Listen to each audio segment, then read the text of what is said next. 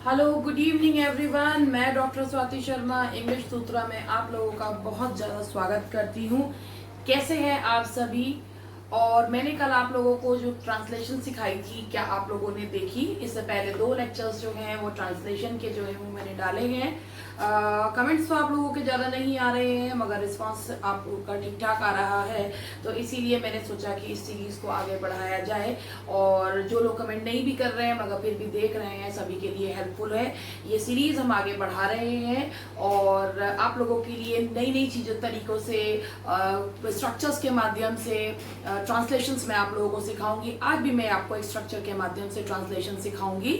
और अगर आपको ये ट्रांसलेशन वाला सीखना है पैसेज अच्छे से कि ट्रांसलेशंस कैसे सीखते हैं, तो वीडियो को शुरू से अंत तक जरूर देखिएगा और चैनल को लाइक, सब्सक्राइब और शेयर जरूर कीजिएगा। Thank you very much. चलिए आगे बढ़ते हैं। और हमारा जो है आज का, ये देखिए यहाँ पर ये लिखा हुआ है, मैंने इसको हटा देती हूँ।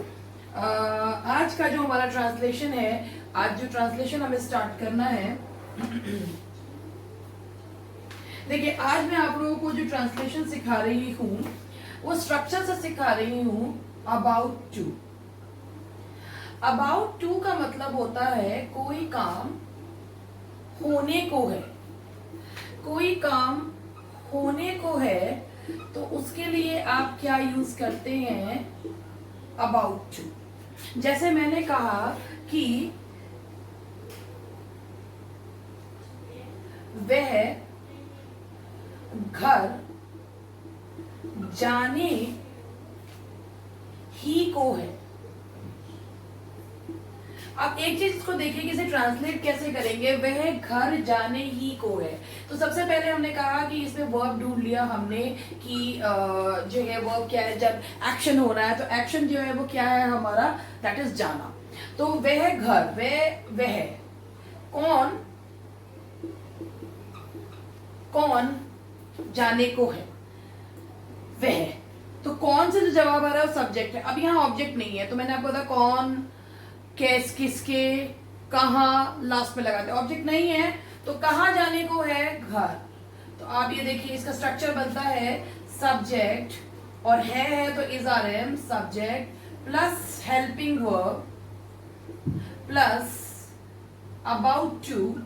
अबाउट टू जो काम होने को है उसके लिए अबाउट टू, प्लस वर्ब की फर्स्ट फॉर्म प्लस ऑब्जेक्ट अगर हो तो लगाइए, नहीं है तो वहां पर मत लगाइए।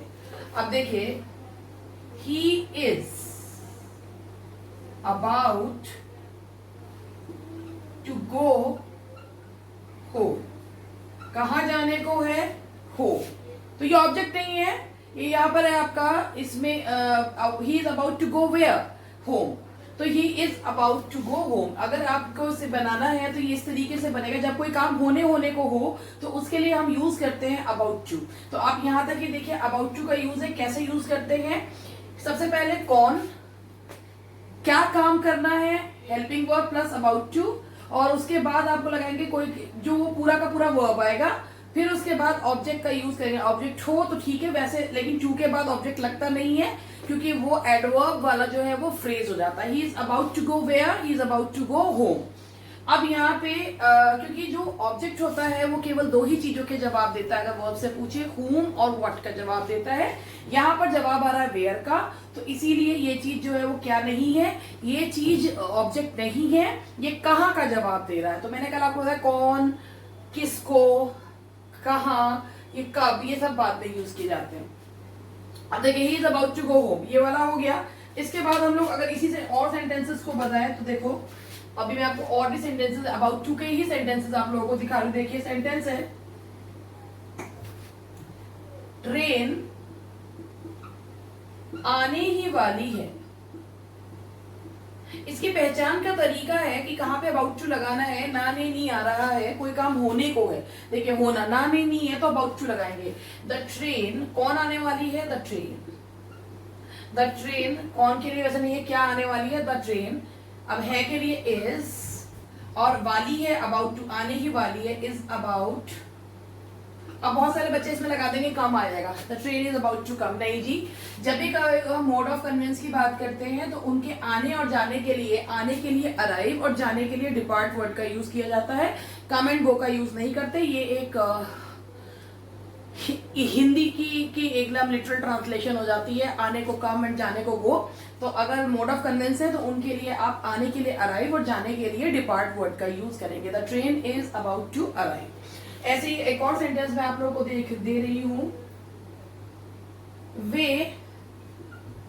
अब, अच्छा एक चीज और है, एक बड़ी कॉमन मिस्टेक होती है जो लोग करते हो, मैं और वे लोग अब लौटने को हैं।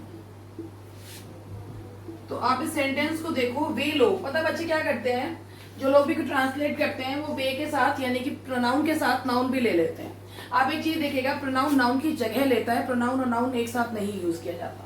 तो अगर कभी किसी जगह पे वे लोग, हम लोग ये वर्ड दे रखा हो तो उसमें से लोग माइनस कर दो, सिर्फ वे का ट्रांसलेट करो, दे अब लौटने को है, दे आर, अब चूंकि दे है तो इसके साथ क्या लगेगा, are, they are about to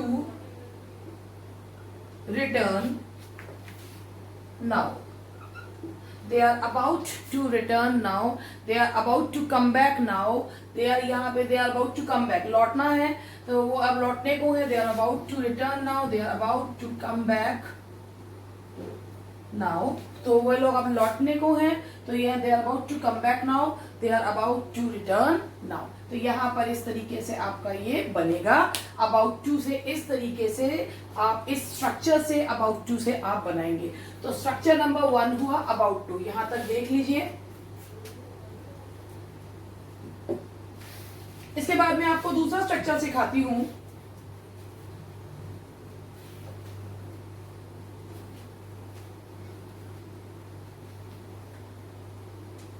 दूसरा स्ट्रक्चर है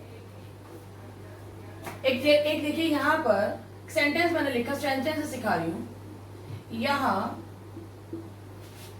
फूल ही फूल है, यहां फूल ही फूल है, ठीक है।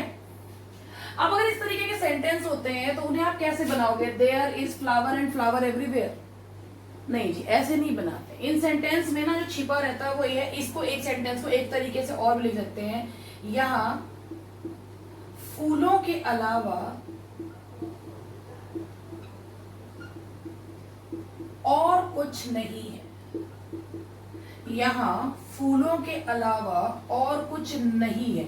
यानी कि सेंटेंस को हम दो तरीके से लिख सकते हैं, यहां फूल ही फूल हैं या यहां फूलों के अलावा और कुछ नहीं है। तो यहां पे हम कैसे बनाते हैं इसको सेंटेंस, तो दोनों सेंटेंस का एक ही तरीके से ट्रांसलेशन बनता है, there is nothing but flowers here, there is nothing but flowers here। यही इसका बनेगा, यही इसका बनेगा, यहां फूलों के अलावा और कुछ नहीं, और कुछ नहीं के लिए लगाते हैं nothing but, ठीक है, nothing but, there is nothing but flowers here। अच्छा देयर इसलिए लगा रहे हैं, फूल ही फूल हैं, यहाँ सब्जेक्ट नहीं है, जब सब्जेक्ट नहीं होता है तो देयर लगा देते हैं, फूल ही फूल के लिए फ्लावर्स एंड फ्लावर्स नहीं लगाते हैं, दैट इज इनकरेक्ट ट्रांसलेशन। तो आपको जो the correct method of translation is कि आपको सेंटेंस इस तरीके से आए या आपको सेंटेंस इस तरीके से आए, आप लोगों को बनाना है किससे, नथिंग बट से। अच्छा नथिंग बट के बारे में एक और जो इंटरेस्टिंग फैक्ट सुनिए कि नथिंग बट के पहले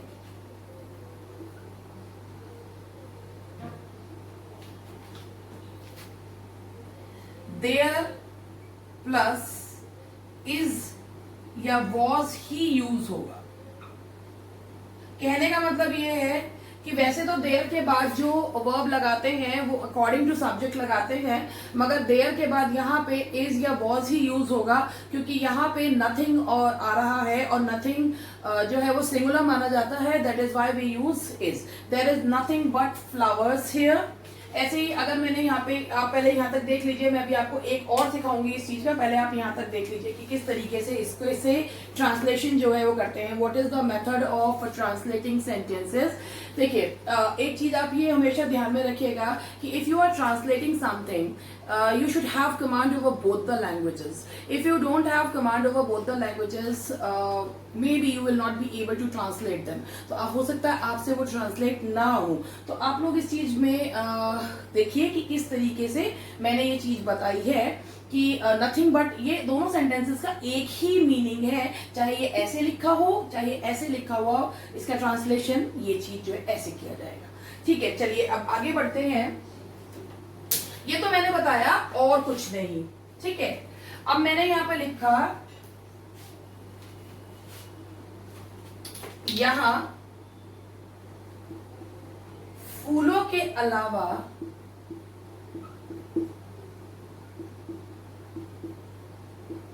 सब है। ठीक है, यहां फूलों के अलावा सब है या यहां फूलों के अलावा सब कुछ है। जब सब कुछ आता है तो उसके लिए लगाते हैं एवरीथिंग बट। फूलों के अलावा सब कुछ है, सिवाय फूलों के, या सिवाय फूलों के सब कुछ है, तो फूलों को छोड़कर, तो ये होएगा एवरीथिंग बट का मतलब होता है सब कुछ केवल।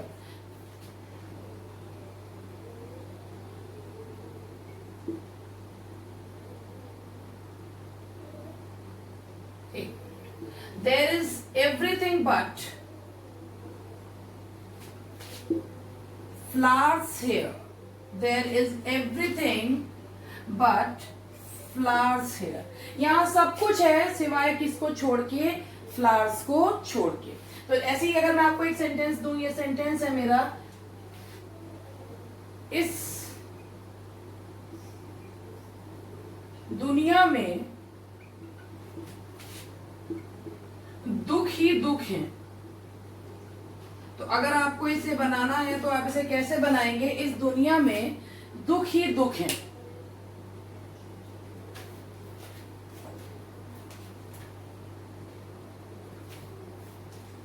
अगर हम इस सेंटेंस को बनाएं तो वो बनाएंगे, there is nothing but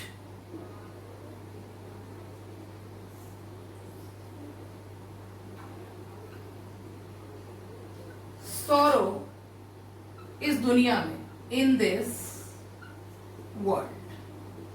There is nothing but sorrow in this world. दुख एक अनकाउंटेबल नाउन है तो sorrows नहीं लिखेंगे, there is nothing but sorrow in this world. तो इस तरीके से बताते हैं। तो मैंने आपको 3 स्ट्रक्चर्स बताए, आपको मैंने बताया about to, दूसरा मैंने आपको बताया nothing but, और एक और मैंने आपको बताया everything but। तो अब मैं आप लोगों को इसी से संबंधित एक पैराग्राफ जो है वो ट्रांसलेट करा रही हूँ। देखिए इन स्ट्रक्चर्स को हम पैराग्राफ में कैसे यूज कर सकते हैं।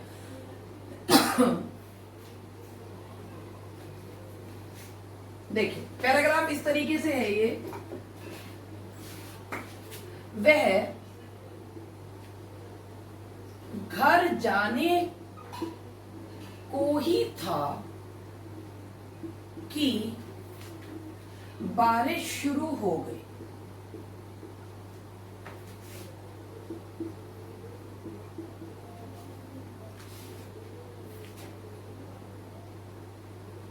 वह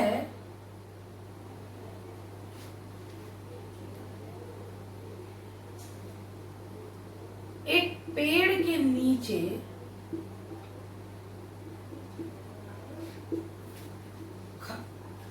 खड़ा हो गया।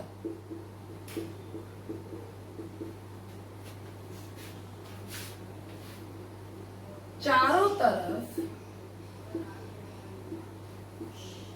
अंधेरा ही अंधेरा था।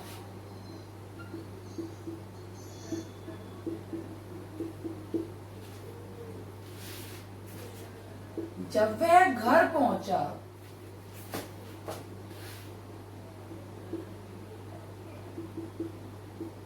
तो उसने अपने पिताजी को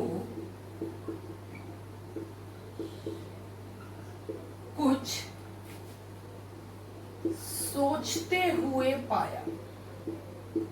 तो ये आप पैराग्राफ है, आप इस पैराग्राफ को ध्यान से देख लीजिए, फिर मैं इस पैराग्राफ को एक एक करके ट्रांसलेट करूंगी। तो आप जरा इस पैराग्राफ को ध्यान से देख लीजिए। अब सेंटेंस है आपका, वह घर जाने को ही था कि बारिश शुरू हो गई। ये मैंने आपको बताया, इसे एन से बनाएंगे। ही वॉज, मैंने वॉज इसलिए लगाया क्योंकि था है। He was about to go home, कि बारिश शुरू हो गई। He was about to go home when, यहां पे की के इसमें जब छिपा हुआ है, when it started raining। एक चीज ये याद रखिएगा, रेन एक नाउन भी है और रेन जो है वो वर्ब भी है। तो जब हम when it started लगा रहे हैं तो उसके बाद नाउन का यूज करेंगे, जीरन के फॉर्म में यूज करेंगे। when it started raining, वह एक पेड़ के नीचे खड़ा हो गया। तो अब यहाँ पे ये देखिए, वह एक पेड़ के नीचे खड़ा हो गया। तो इस सेंटेंस को मैं ऐसे बनाऊंगी, यहां पर मैं इसको ऊपर वाले को मिटा के फिर बनाती हूं। वह एक पेड़ के नीचे खड़ा हो गया। He stood under a tree। अगर आप पेड़ के ठीक नीचे खड़े होते हैं तो वहां पे क्या लगाते हैं? अंडर। पेड़ की छाया में खड़े होते हैं तो in the shade of the tree लगाते। He stood under a tree. चारों तरफ अंधेरा ही अंधेरा था। देयर वॉज डार्कनेस, डार्कनेस चारों तरफ, everywhere. There was darkness everywhere. जब वह घर पहुंचा, ये मैं आपको बताती हूं, जब वह घर पहुंचा, when he reached home। तो ये एक स्ट्रक्चर है जो मैं आपको सिखाती हूं कि किससे। पहले आप यहां तक देख लीजिए। he was about to go home when it started raining। he stood under a tree। there was darkness everywhere when he reached home। अब इसको मैंने आपको समझाना है ये कैसे है, ये आप लोग देख लीजिए, फिर मैं इसको मिटा के आपको बताती हूँ कि ये कैसे होगा।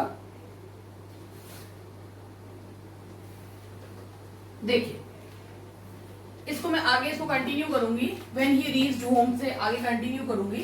पहले मैं आपसे इसको एक चीज, एक स्ट्रक्चर सिखा दूं। मैंने उसे नाचते हुए पाया। अगर आपको सेंटेंस इस तरीके से मिले तो उस सेंटेंस को कैसे बनाएंगे? सबसे पहले ये जो नाचते हुए है, ये वर्ब है, इसे हम अलग निकाल लेंगे। मैंने उसे पाया, इसको पहले बनाएंगे। आई फाउंड हिम, इसके बाद ये इसे लेंगे। आई फाउंड हिम डांसिंग, नाचते हुए। अगर कहीं में भी नाचते हुए पाया हुआ है तो आप क्या कर देंगे? वर्ब में आईएनजी फॉर्म। मैंने उसे गाते हुए सुना। I heard him singing. और ये बनता कैसे है? Subject plus verb plus object plus verb की आईएनजी फॉर्म, इस तरीके से ये बनाया है। तो मैंने आपको व्हेन ही रीच्ड होम, उसने अपने पिताजी को कुछ सोचते हुए पाया। ही found his father thinking something. He found his father thinking something। उसने अपने पिताजी को कुछ सोचते हुए पाया। तो जब आप किसी ये बोलते हैं कि भाई मैंने उसे नाचते हुए पाया, मैंने उसे गाते हुए पाया, मैंने उसे गाते हुए देखा, तो आप उसमें क्या करते हैं? गाते हुए नाचते हुए भी लगाते हैं वर्ब की आईएनजी फॉर्म, और ये वाला सब्जेक्ट वर्ब ऑब्जेक्ट पहले, और गाते हुए नाचते हुए जो भी वर्ड आता है उसे वर्ब की आईएनजी फॉर्म बना के आप उसको ऑब्जेक्ट के बाद लगाते हैं। मैंने उसे जाते हुए देखा। आई saw him going. I saw, इनमें भी अंतर होता है, जेरेंड और जो इन्फिनेटिव्स और में अंतर होता है, वो भी मैं आपको आगे समझाऊंगी। I saw him going and I saw him go में क्या फर्क है, ये भी मैं आपको बताऊंगी चीजों के बारे में। पहले आप यहाँ तक देख लीजिए कि आप इसमें क्या है। He stood under a tree, there was darkness everywhere, when he reached home he found his father thinking something. तो अब आप यहां तक देख लीजिए। उसके बाद थोड़ा सा और बताना है एक स्ट्रक्चर और बता रही हूं।